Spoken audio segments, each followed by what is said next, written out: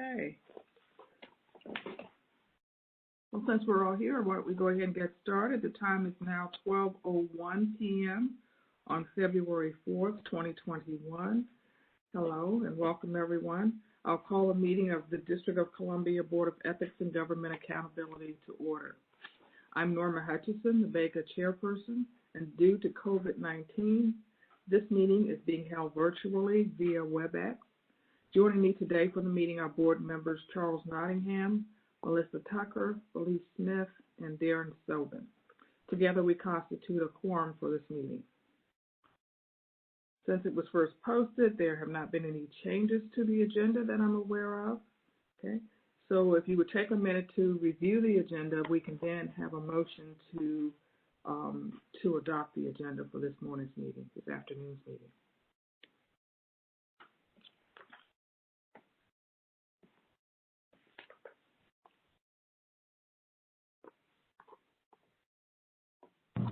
I'll make that motion to adopt the agenda. Okay, is there a second?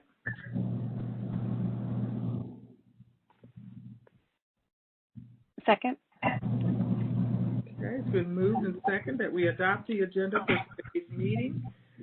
Are there any questions or suggestions, comments before we vote?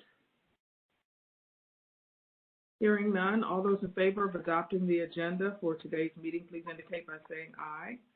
Aye. Aye. Okay, any opposition? Nay? Okay, hearing none, the board has adopted the agenda for today's meeting. Before us also are the January 7th, 2021 draft meeting minutes. Will you please take a minute to review those, and then we can have a motion to adopt those minutes. Please.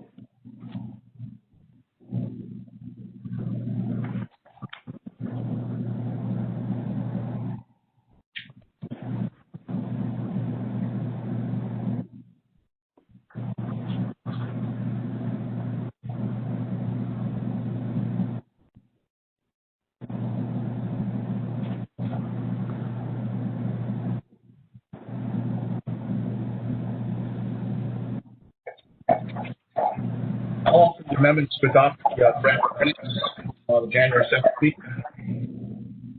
Okay, is there a second to adopt the minutes from the February 7th meeting? Second. Third. Okay, it's been moved and seconded. Are there any comments, suggestions, questions about the minutes?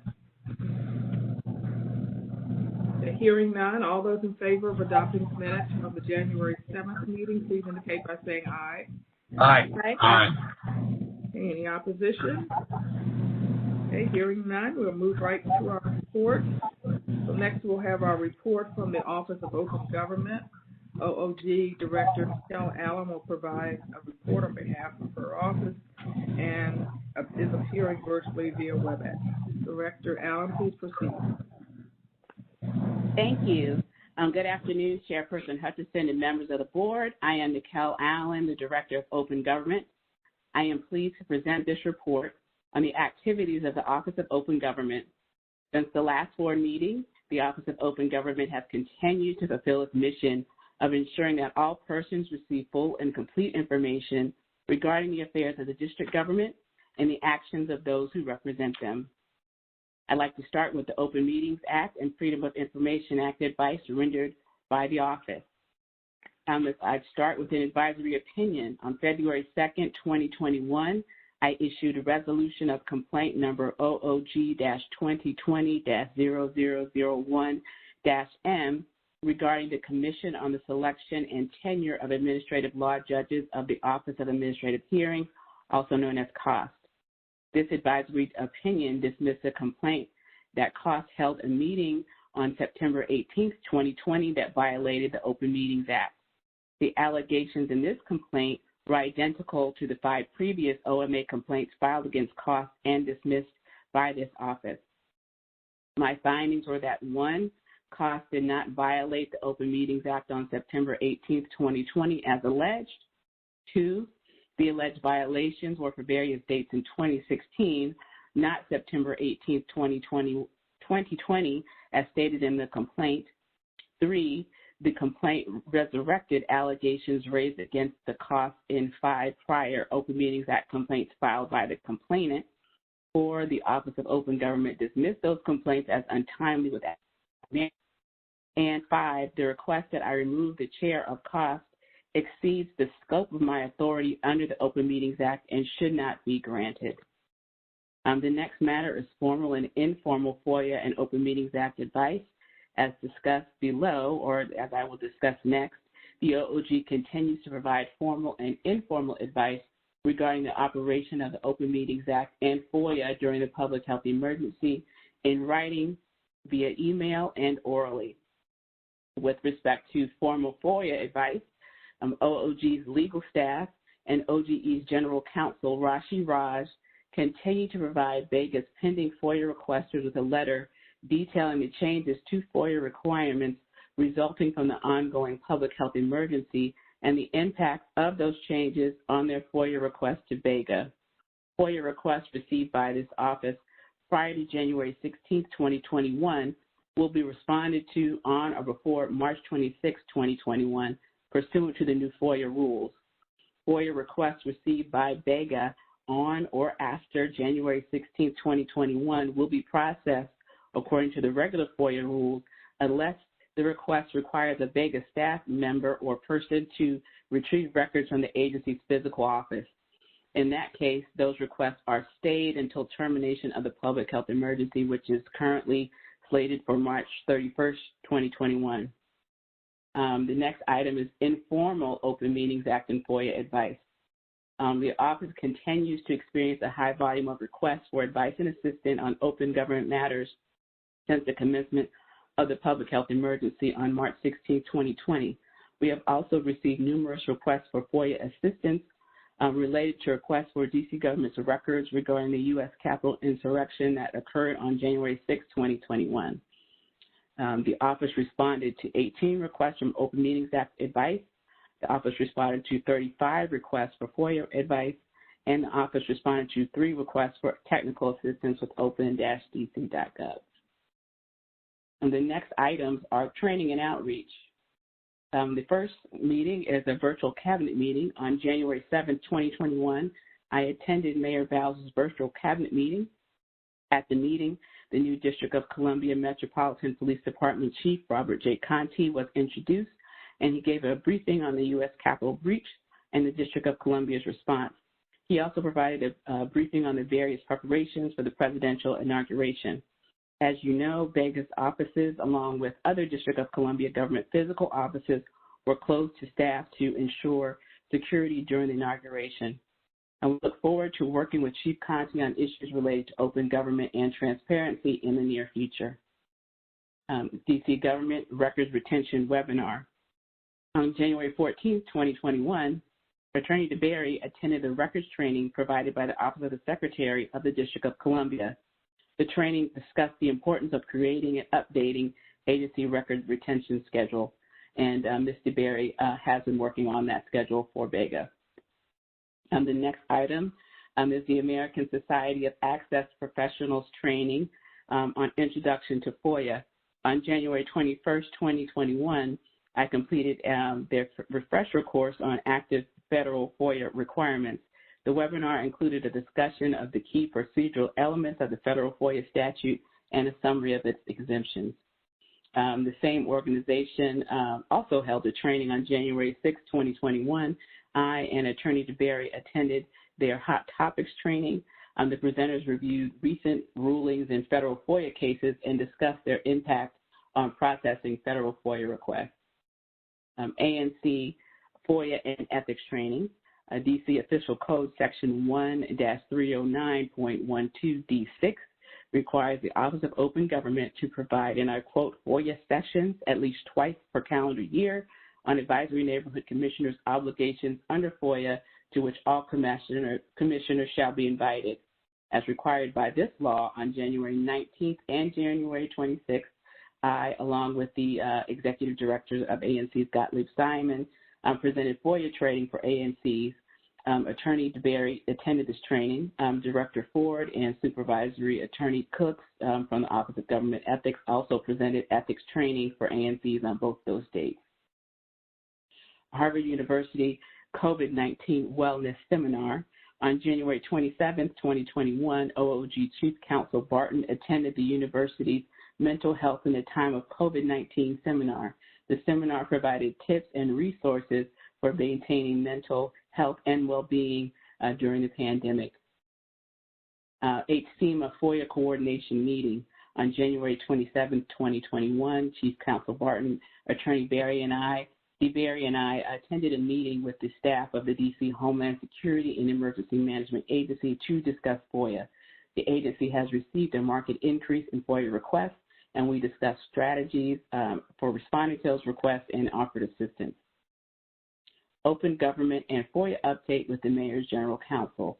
On January 27, 2021, I met with the Mayor's General Counsel and her staff to discuss open government issues. I also briefed her on the activities of the Office of Open Government, specifically the increases in requests for FOIA assistance in January. I plan to meet with her again in the near future and have an informal meeting with her to introduce her staff to OOG's new staff members. Monitoring public body meetings. OOG continues to remotely monitor and oversee the approximately 292 public bodies that are conducting remote meetings and making sure those meetings are in compliance with the Open Meetings Act.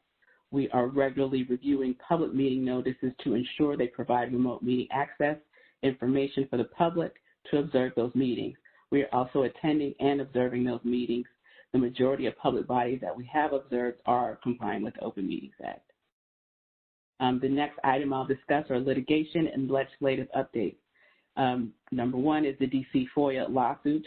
As previously reported on July 30, 2020, Terrace, Pravick, and Millen filed a lawsuit against the District of Columbia government for failing to produce and post online various budget-related documents as required by FOIA. The complaint alleges the Executive Office of the Mayor failed to produce documents related to the Office of the State Superintendent of Education and the District of Columbia Public Schools. As requested by the court, on January 29, 2021, the parties filed supplemental briefings in support of their respective motions to dismiss. The court asked for them to brief on the issues of deliberative process privilege, separation of powers, and standing. The court has not issued its ruling, but OOG continues to monitor this matter. Copies of the briefs are in Dropbox if you're interested in reading them. DC FOIA tolling legislation. On January 13, 2021, the mayor signed the FOIA Temporary Amendment Act of 2020, which is DC Act 23-0595. On February 1, 2021, it was submitted for congressional review. The projected law date is March 19, 2021. The act adjusts the time that agencies must respond to FOIA requests during the public health emergency. It restarts the FOIA response clock as of January 15, 2021, but allows for an extension of FOIA deadlines when the need to conduct an on-site review of records could present a significant risk to the health or safety of employees due to the COVID-19 pandemic. The January 15, 2021 start date will also ensure that any requests received since March 11, 2020, the first day of the declared public health emergency, do not immediately come due. So how that works from an operational standpoint is on January 16th, if a request was submitted on that date, as I stated earlier in the report, the regular rules follow. But if your request was told, it does not become due until 45 days after January 15th. So that approximate date is March 26th, when the told FOIA requests are due. So with that, on January 22nd, 2021, I sent a memo to all the DC FOIA officers to ensure that they were informed of these new deadlines. I also opened myself up for questions and did have a number of FOIA officers reach out to me for clarity and for assistance. I also sent a form letter for the DC FOIA officers to send to requesters, notifying them of the impact of these changes on their FOIA requests. I also worked with the Office of the Chief Technology Officer to alter the FOIA Express system to reflect the new change in the law. including drafting a notice of the changes that now appears on the landing page of the DC Government FOIA portal. I also consulted with the Open Government Coalition regarding the changes that OCTO needs to make to the FOIA portal to ensure it complies with the new FOIA law, and all those changes have been made. The last item are administrative matters. Number one, attorney advisor and trial attorney vacancies. We hope to fill the attorney advisor position this month. The trial attorney position received applications until February 2nd. The DC Department of Human Resources is conducting a preliminary evaluation of the candidates who submitted applications, and we hope to begin interviewing the most qualified candidates in the next 2 weeks. Performance oversight hearings. The Committee on Human Services has scheduled BEGA's performance oversight hearing for February 26, 2021, and the Office of Open Government is crafting responses to questions from the committee, and the agency's responses are due on February 19, 2021. This concludes the Office of Open Government's February 4, 2021 report. If you have any questions, please let me know, and thank you very much for your attention. Thank you, Director Allen. I just have one, in the part of your report about the monitoring of public body meetings, just the majority of public bodies are observing and complying with the OMA. Yes, we have been pleased to know that the majority of public bodies are complying with the Open Meetings Act, and their notices are comporting to the requirements. And also they are utilizing open-dc.gov to post their meetings on the central meeting calendar. So Johnny and Cherie, when they are finding that they are not complying with the OMA, they're able to make immediate adjustments and communicate with the public bodies. And there have been minor issues that we've seen.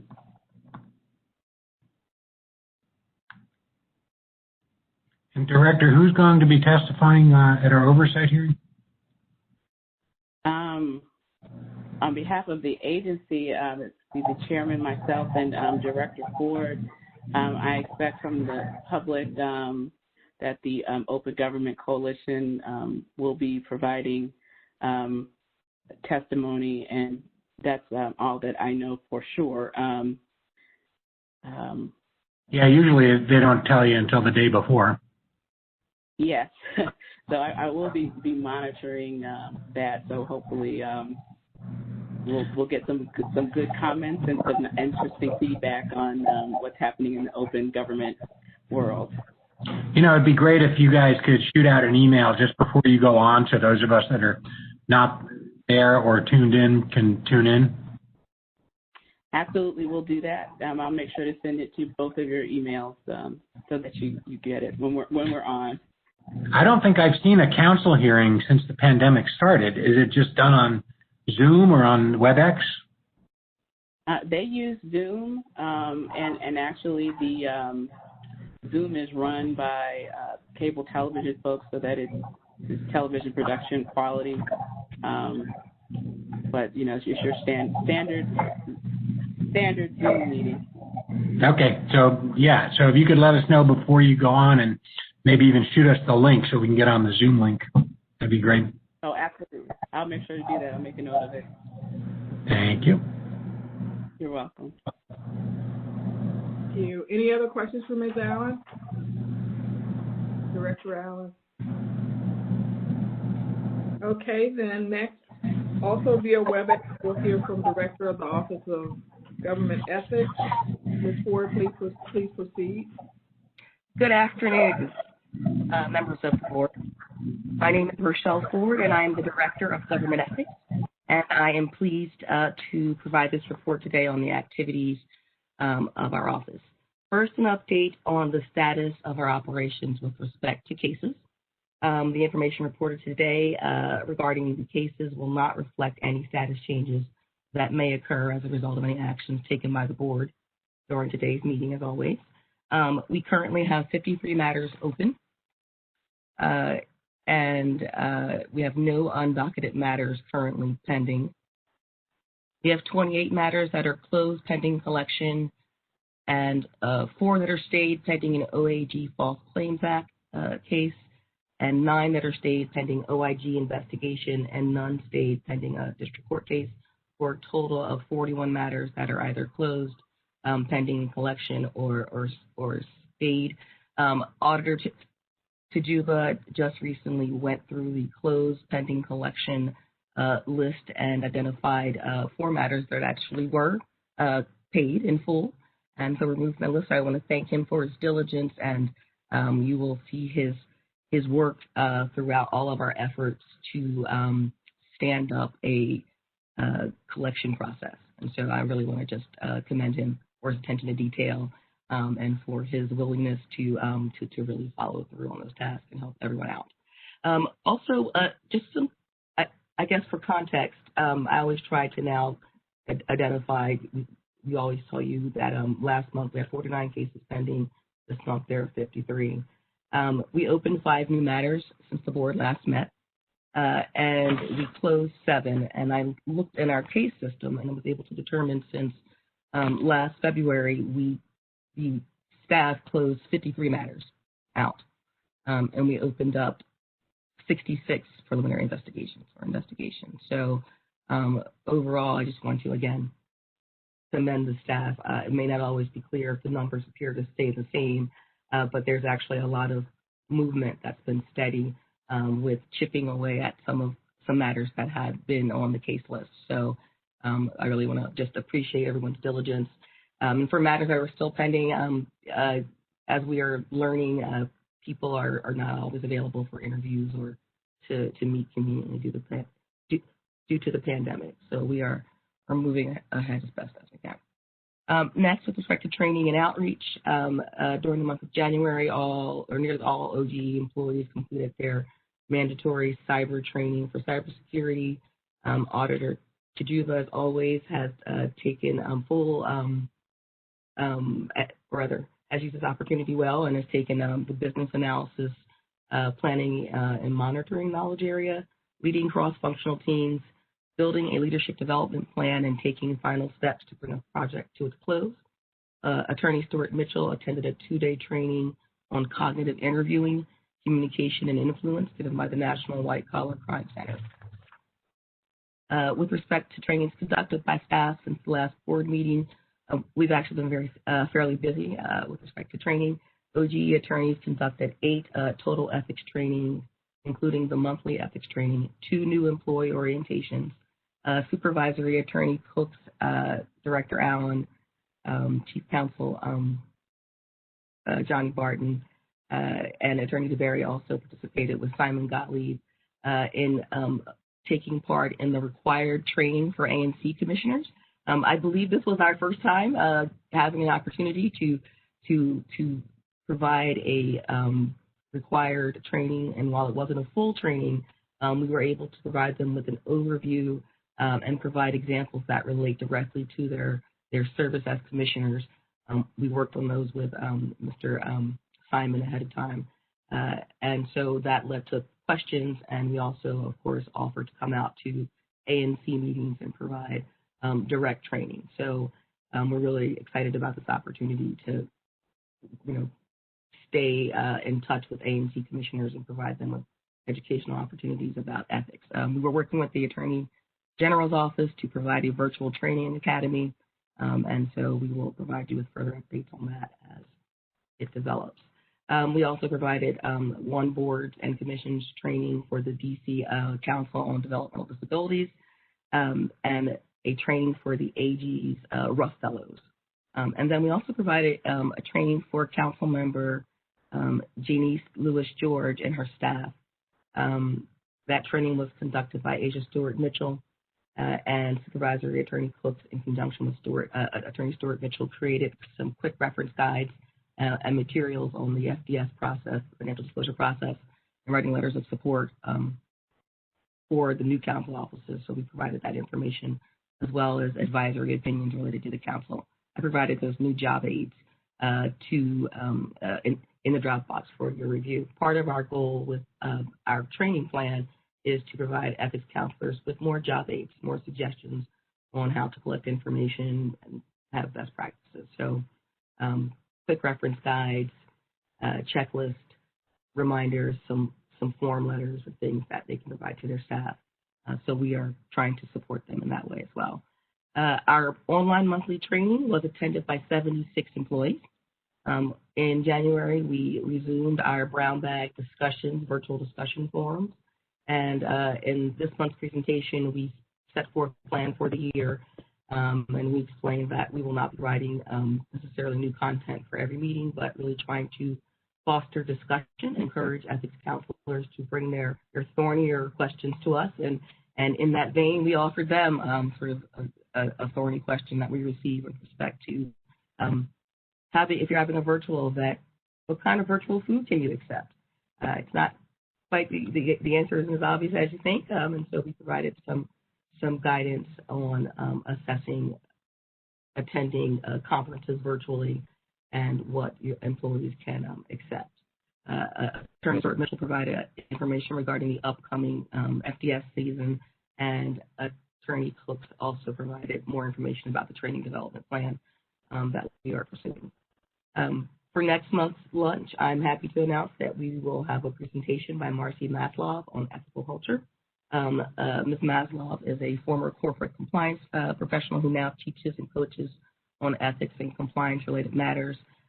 Attorney Stuart Mitchell and I had an opportunity to attend a training that she provided on ethical decision-making. We were quite impressed with the presentation and thought it would be of value to the ethics counselors. So she will be speaking on February 22nd. I uploaded her bio, and she will send over her materials in advance so that Attorney Cooks can be comfortable with her examples before our presentation. Next, with respect to advisory opinions and advice, we provided responses to approximately 38 requests for ethics guidance, which is one less than was reported at the January meeting.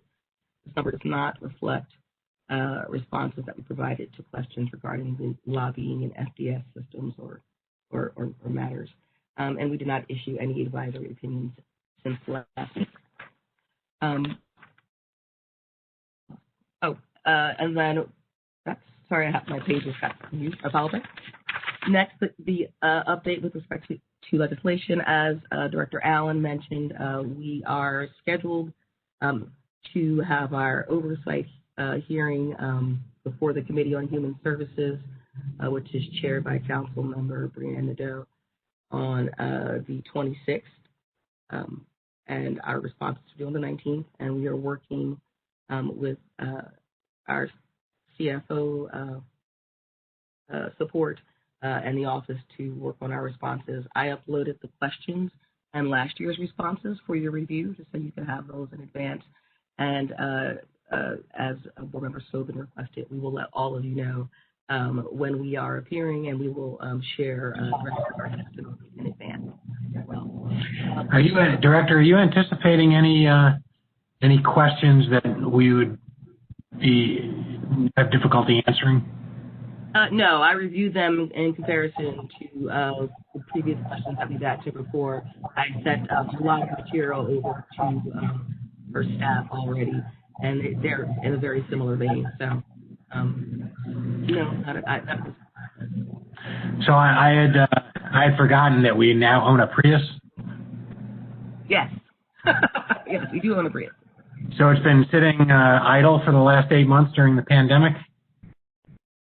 So, the Prius has to be checked on, and we have learned that if you do not drive a Prius, you have to have the Prius towed or the battery changed. But we tend to drive the Prius, but we can't.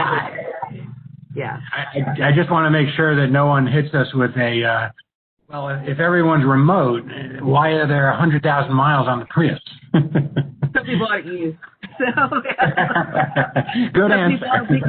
Because we're good financial stewards and purchased a car that has been used well, but it will be very evident that we have not put anything else on it. There have been no trips across the border by any BEGA employee.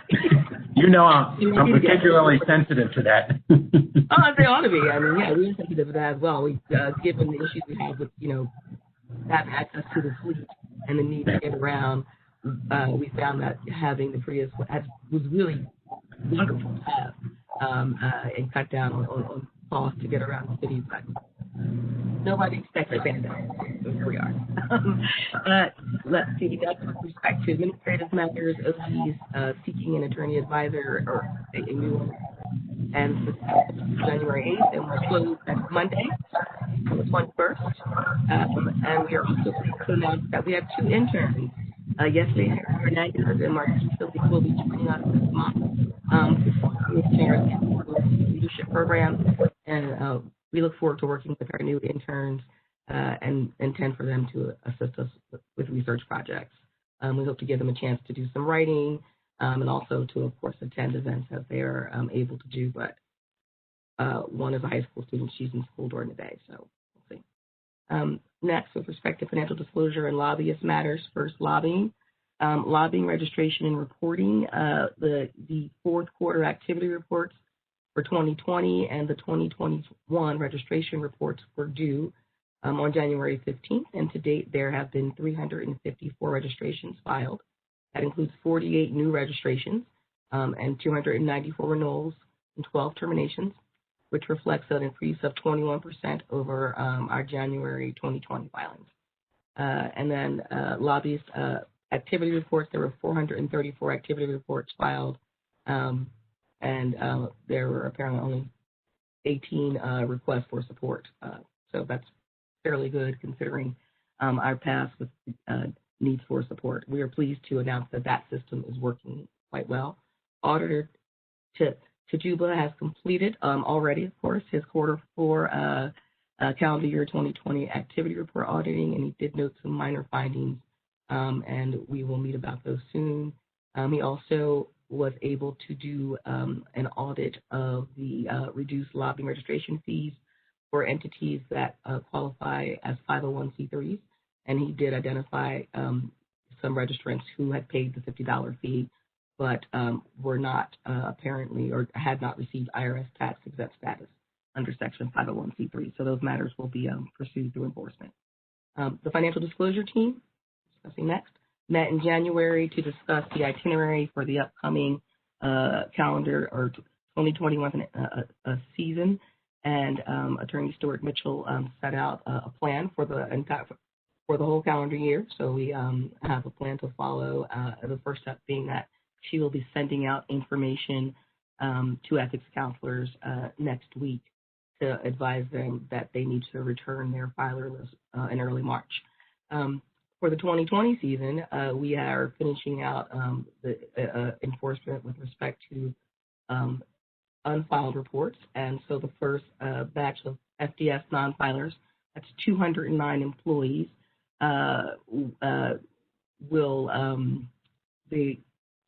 we are going to collect $62,700 from those employees we anticipate by the end of the month.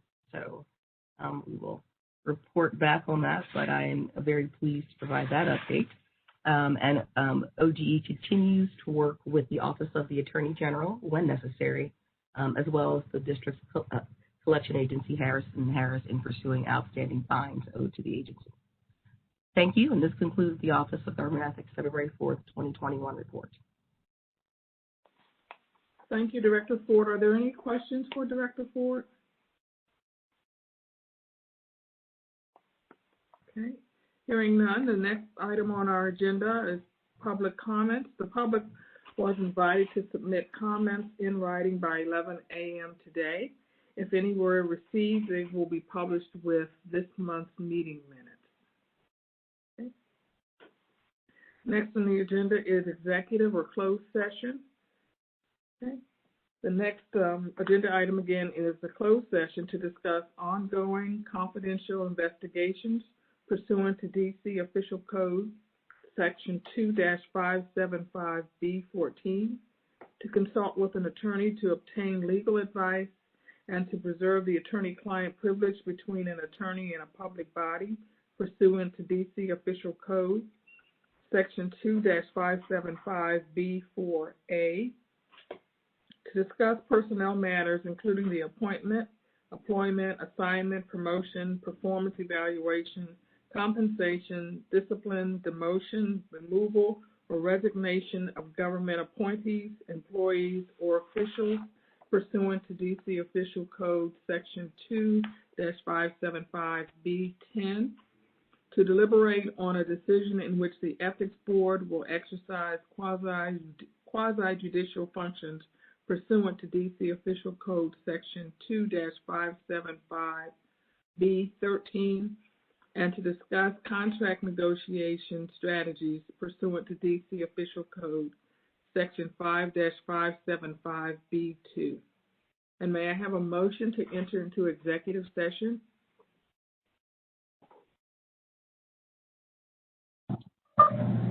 So moved. Is there a second? Second. It's been moved and seconded. All in favor, please indicate by saying aye. Aye. Aye. Any opposition? Okay, we will move into executive session. Please log out of this session to executive session. Thank you.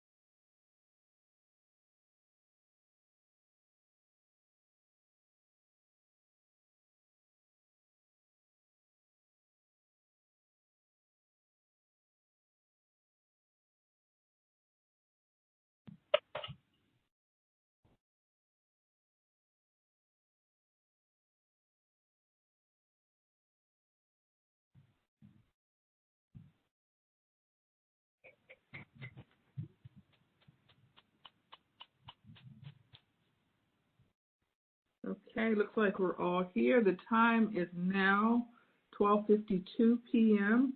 We're back on the record, and there are no matters to report out. This concludes the meeting of the D.C. Board of Ethics and Government Accountability for February 4th, 2021.